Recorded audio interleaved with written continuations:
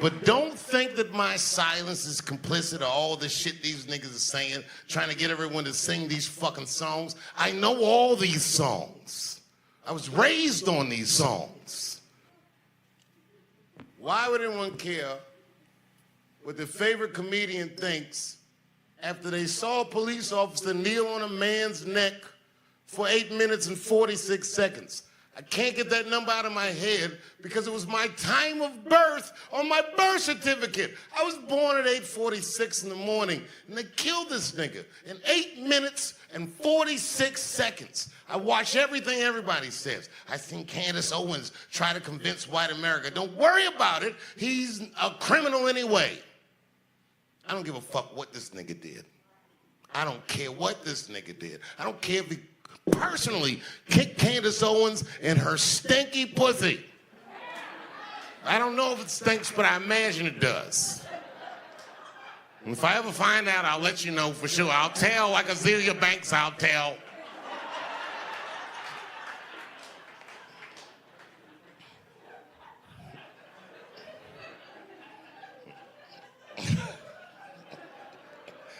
I'm the worst. But I know why. I figured out why they want to hear from me, and it's serious. The only reason people want to hear from people like me is because you trust me. You don't expect me to be perfect, but I don't lie to you. I'm just a guy, and I don't lie to you. And every institution that we trust lies to us.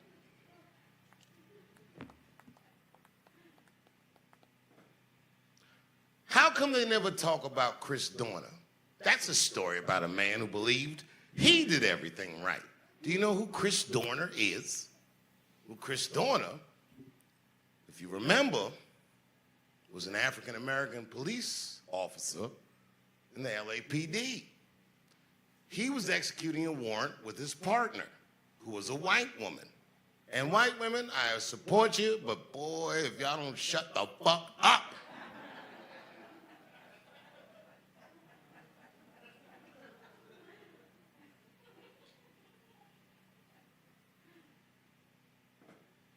During the process of executing this warrant, this white woman did what Chris Dorner thought was excessive force. I don't know what she did. She kicked a motherfucker that was handcuffed or hit a guy that was handcuffed or something. But Chris Dorner, the black police officer who watched this white woman do this, reported this to his superior, made a formal complaint, and was subsequently fired from the LAPD. He went through the system. He took every legal avenue that he believed he had to get reinstated, and he was not reinstated. And when his last appeal was finished, this motherfucker, some wild shit, wrote a manifesto. You know where this is going. And in that manifesto, he called me a genius. Me, Dave Chappelle. Not just me, but me. He said, Kevin Hart fan too.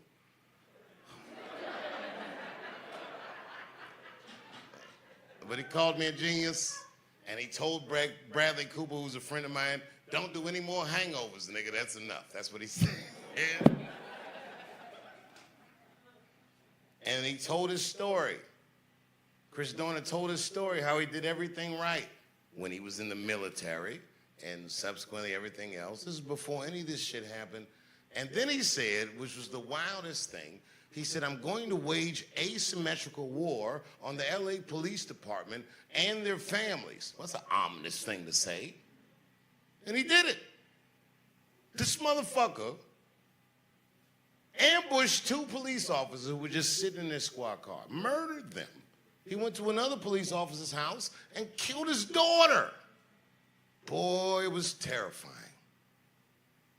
And this motherfucker was on the run. He was doing it. I was supposed to do the Grammys. I was supposed to present at the Grammys that week, and a guy from the LAPD called me and said, Mr. Chappelle, we understand you're coming to Los Angeles, and I don't know if you know, but there is a lunatic on the streets who is killing police officers, and we would like to know if we can pick you up at the airport, we're extending this courtesy to everyone he mentioned in his manifesto. And I told the police, I'm fine. I read the manifesto. He likes me. Is there anything I can do for you, nigga? Because I'd be very worried.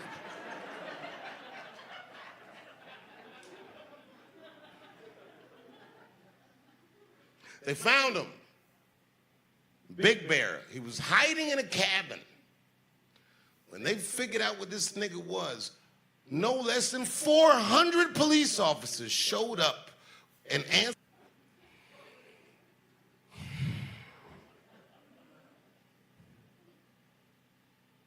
You watch one shooting after another. Eric Garner in New York, the first guy that told the police, I can't breathe. Eric Garner was selling loose cigarettes in Staten Island. When my kid was born, my first son, my wife lived in Staten Island. It's an awful place. She knows it. Everyone who's ever been there knows it. Yuck to Staten Island. And my black ass would go there, and I got a lot of fans there and friends there, but it's a very terrible place. Fuck everybody in Staten Island except the Wu-Tang Clan.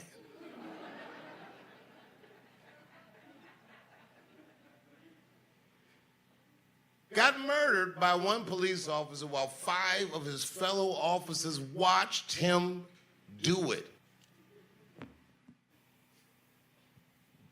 Not one of them said, Frank, take it easy, none of that shit, because they were being recorded. Because they were afraid if I correct my fellow officer on this camera, it's gonna open us up for some kind of liability. And the guy killed the person that they were what do you call it, apprehending? The guy was selling loose cigarettes. There goes Eric Garner. And then we have one after the other. Trayvon Martin gets murdered by just a regular nigga that, George Zimmerman is nobody. George Zimmerman is an awful human being. Threatened Beyonce's life. He threatened Jay-Z's life. He signed Skittle bags because Trayvon Martin had Skittles on him when he was murdered by George Zimmerman. Boy, how do we feel? How do we feel right now? This kid was 15 years old being followed by a grown man with a gun and whooped his monkey ass. He beat the shit out of George Zimmerman, and George Zimmerman murdered him. And we were very upset. This kid looked eerily like the president. He looked like my own children. I hate George Zimmerman as an idea, not as a guy. I've never met him. I'm sure I would, though.